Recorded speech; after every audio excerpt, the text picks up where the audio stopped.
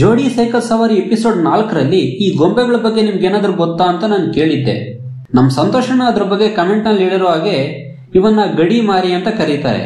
ಮಲೆನಾಡ್ ಕಡೆ ಊರಿಗೆ ಯಾವ್ದಾದ್ರು ಸಾಂಕ್ರಾಮಿಕ ರೋಗ ಅಥವಾ ದುಷ್ಟಶಕ್ತಿಗಳ ಕಾಟ ತೊಂದರೆ ಏನಾದ್ರು ಆಗ್ತಾ ಇದ್ರೆ ಈ ತರ ಮಾರಿ ಗೊಂಬೆಗಳನ್ನ ಮಾಡಿ ಏನಾನೋ ಶಾಸ್ತ್ರ ಪೂಜೆ ಎಲ್ಲ ಮುಗಿಸಿ ಊರೆಲ್ಲ ಸುತ್ತರಿಸಿ ಊರಿನ ಗಡಿ ಹತ್ರ ತಂದು ಬಿಟ್ಟು ಹೋಗ್ತಾರೆ.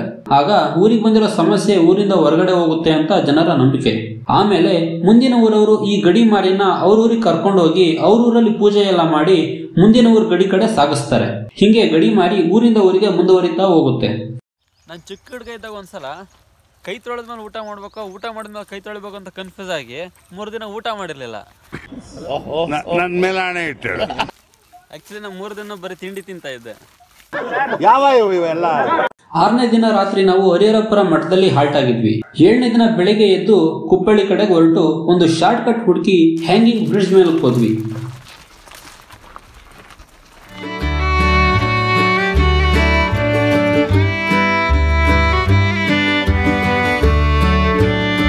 ಎಳೆ ಬಿಸಿಲಲ್ಲಿ ತುಂಗಾ ನದಿ ಹ್ಯಾಂಗಿಂಗ್ ಬ್ರಿಡ್ಜ್ ಕ್ರಾಸ್ ಮಾಡಿಕೊಂಡು ಮುಂದೆ ಹೋಗ್ತಾ ರಸ್ತೆ ಅಕ್ಕಪಕ್ಕ ಗಿಡ ಮರಗಳ ಸಂಧಿಯಿಂದ ಬಂದು ಸೂರ್ಯನ ಕಿರಣಗಳು ಭೂಮಿಗೆ ಮುತ್ತು ಕೊಡ್ತಾ ಇರೋದನ್ನ ನೋಡಿದ್ವಿ.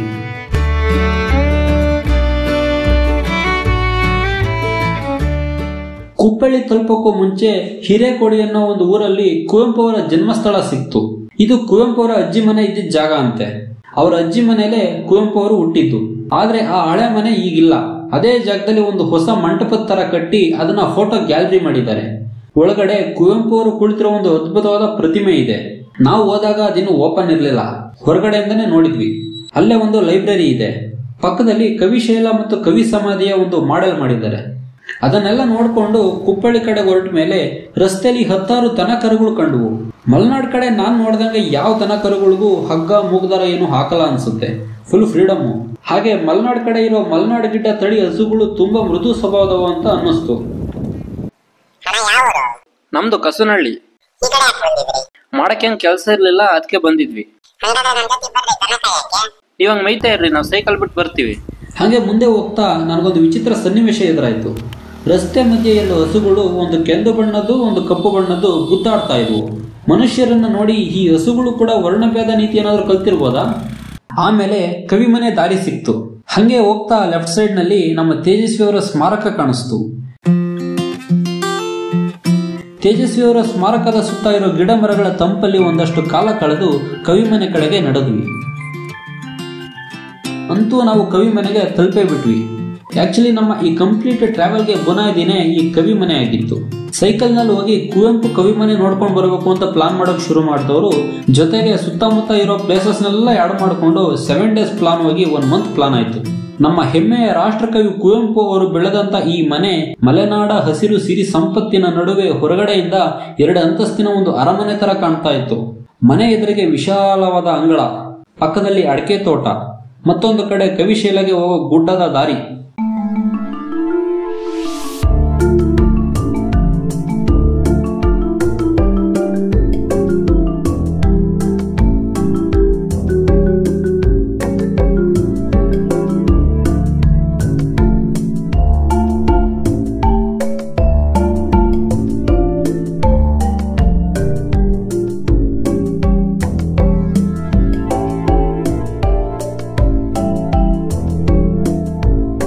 ಹೊರಗಡೆ ತುಂಬಾ ಕೋತಿಗಳ ಕಾಟ ಇದ್ದಿದ್ರಿಂದ ನಮ್ಮ ಲಗೇಜ್ನ ಒಂದು ಸೇಫ್ ಜಾಗದಲ್ಲಿ ಇಟ್ಟು 20 ರೂಪಾಯಿಗೆ ಒಂದರಂತೆ 2 ಟಿಕೆಟ್ ತಗೊಂಡು ನಾನು ಮತ್ತೆ ಯೋಗಿ ಕವಿಮನೆ ಒಳಗಡೆ ಬಲದಲ್ಲಿ ಇಡೋಕ್ಕೂ ಮುಂಚೆ ಒಂದು ಧ್ವನಿ ಕೇಳಿಸ್ತು.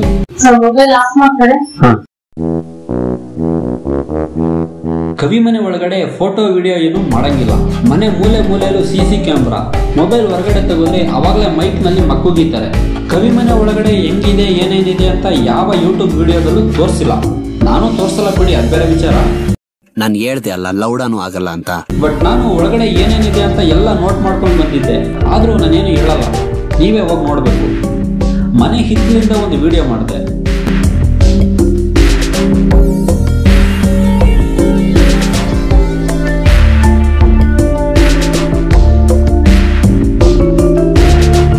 ಕ್ಯಾಮ್ರಾ ಕಣ್ ತಪ್ಪಿಸಿ ಮೇಲಿಂದ ಒಂದೆರಡು ವಿಡಿಯೋ ಮಾಡಿದೆ.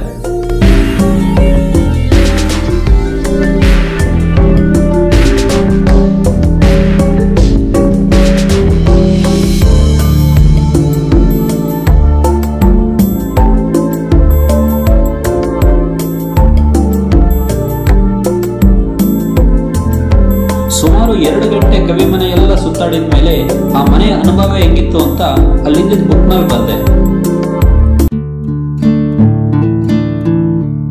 ಊರೊಂದಿದ್ದರೆ ಮಲೆನಾಡಿನಂತಿರಲಿ, ಮನೆಯೊಂದಿದ್ದರೆ ಕವಿಮನೆಯಂತಿರಲಿ, ಮನುಜನೊಬ್ಬನಿದ್ದರೆ ವಿಶ್ವಮಾನವ ಸಂದೇಶ ಸಾರಿದ ನಮ್ಮ ಹೆಮ್ಮೆಯ ಕುವೆಂಪುವಿನಂತಿರಲಿ.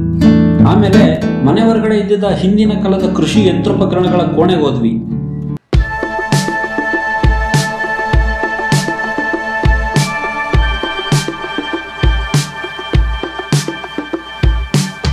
ಅಲ್ಲಿಂದ ಸೀದಾ ನಡ್ಕೊಂಡು ಕವಿಶಾಲದ ಕಡೆ ಹೋದ್ವಿ.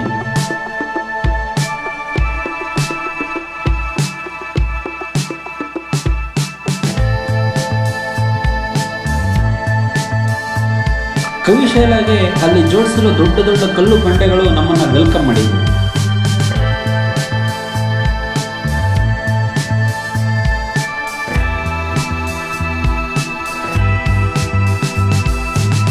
ಕವಿಗಳ ನೆಚ್ಚಿನ ಸ್ಥಳ ಆಗಿದ್ದ ಈ ಜಾಗದಲ್ಲೇ ಕವಿಗಳ ಸ್ಮಾರಕ. ಅದು ಸುತ್ತ ಇರೋ ಬಂಡೆಗಳ ಜೊತೆ ಪ್ರಕೃತಿಯ ಸೊಬಗು ನೋಡೋಕೆ ನಾವು ಸಂಜೆ ಹೊತ್ತು ಹೋಗ್ಬೇಕಿತ್ತು. ಬಟ್ ನಾವು ಹೋಗಿದ್ದು ಮಧ್ಯಾಹ್ನದ ಉರಿ ಬಿಸಿಲಲ್ಲಿ.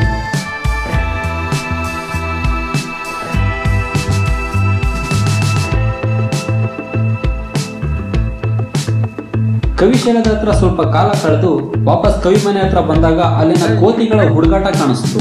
ಅಲ್ಲ ಕಣ್ರಲ್ಲ, ಆ ಕೋತಿ ಬ್ಯಾಗ್ ಕೀಳ್ತೈತೆ ಅಲ್ಲಿ. ನೀವು ಕುತ್ಕೊಂಡು ನೋಡ್ತಾ ಇದ್ದೀರಲ್ಲ, ಬುದ್ಧಿ ಹೇಳಕ್ಕಾಗಲ್ಲ. ಏಯ್, ನಂಗೂ ಯೋಗಿಗೂ ಇನ್ನೊಂದ್ಸಲ ಕವಿ ಮನೆ ಒಳಗಡೆ ಹೋಗಿ ನೋಡ್ಕೊಂಡ್ ಬರ್ಬೇಕು ಅಂತ ಆಸೆ ಆಯ್ತು. CC ಕ್ಯಾಮ್ರಾದಲ್ಲಿ ರೆಕಾರ್ಡ್ ಆಗಿರೋದ್ರಿಂದ ಇನ್ನೊಂದ್ಸಲ ಬಿಡಕ್ಕಾಗಲ್ಲ ಅಂತ ಅವ್ರು ಹೇಳಿದ್ರು. ಸೊ ಇನ್ನೊಂದ್ಸಲ ಯಾವಾಗಾದ್ರೂ ಬೈಕ್ನಲ್ಲಿ ಬಂದು ನೋಡ್ಕೊಂಡು ಹೋಗೋಣ ಅಂತ ಅಲ್ಲಿಂದ ತೀರ್ಥಹಳ್ಳಿ ಕಡೆ ಹೊರಟ್ವಿ. ನಮ್ಮ ಅಮ್ಮಗೆ ಮಲೆನಾಡು ಸೈಡಲ್ಲಿರೋ ಹೆಂಚಿನ ತೊಟ್ಟಿ ಮನೆಗಳ ಥರ ಮನೆ ಕಟ್ಟಿಸ್ಬೇಕು ಅಂತ ಆಸೆ. ನನ್ನ ಕೇಳ್ತಾ ಇತ್ತು ಆ ಥರ ಮನೆಗಳು ಹೆಂಗಿರ್ತವೆ ಅಂತ. ನಾನು ಕವಿ ಮನೆ ನೋಡ್ಕೊಂಬಂದು ಆಮೇಲೆ ಹೇಳ್ತೀನಿ ಅಂತ ಹೇಳಿದ್ದೆ. ನಮ್ಮಮ್ಮ ವೀಡಿಯೋ ಮಾಡ್ಕೊಂಬ ಫುಲ್ ಅಂತ ಹೇಳಿತ್ತು. ಬಟ್ ಆ ಮನೆ ಕವಿ ಮನೆ ಒಳಗಡೆ ವೀಡಿಯೋ ಅಲ್ಲ, ಫೋಟೋ ತೆಗಿಯೋ ಕೂಡ ಬಿಡಲಿಲ್ಲ. ಅವಳ ಅಜ್ಜಿ ಹೊಟ್ಟಿಗೆ ಇಟ್ಟಿದ್ರು ಜುಟ್ಟಿಗೆ ಮೂಲಕ ಕೇಳ್ತಾಳೆ. ಏಯ್, ಯಾರ್ರಿ ನೀವು? ನಿಮ್ಮ ಹೆಸರೇನು? ಏನು ಮಾಡ್ತಿದ್ದೀರಾ? ನಿಮ್ಮನ್ನ ಕೇಳ್ತಿರೋದು 24 ಗಂಟೆ ಮೊಬೈಲ್ ಹಿಡ್ಕೊಂಡು ಕೂತ್ಕೊಂತಿರಲ್ಲ, ಮಾಡೋಕ್ಕೇನು ಬೇರೆ ಕೆಲಸ ಇಲ್ವಾ? ಮೊಬೈಲಲ್ಲಿ ಇಟ್ಟು ಕೆಲಸ ನೋಡ್ರಿ.